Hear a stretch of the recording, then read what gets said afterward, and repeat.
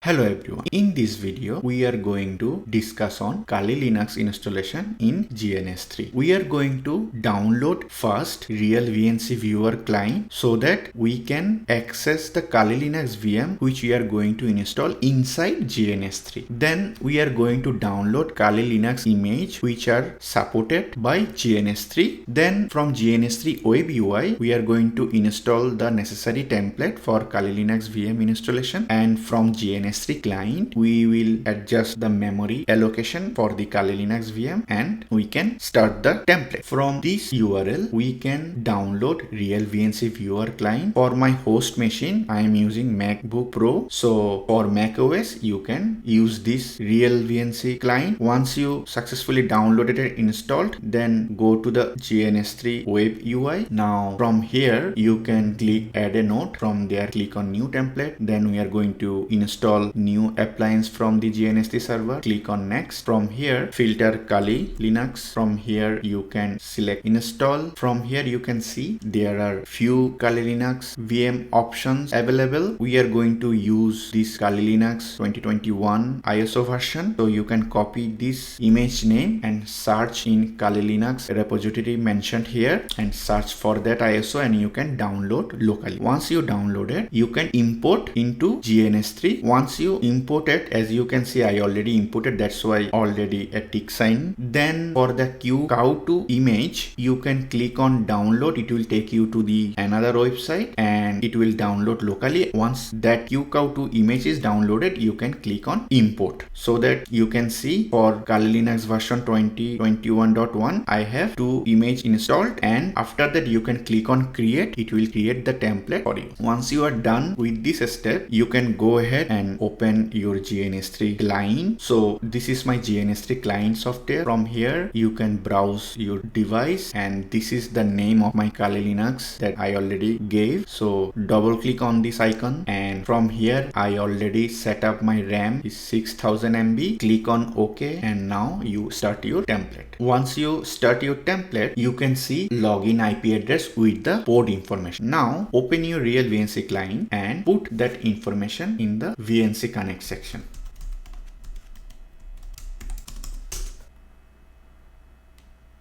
And this way you can install Kali Linux VM inside GNS3. I hope this information is helpful to you, and thank you for watching.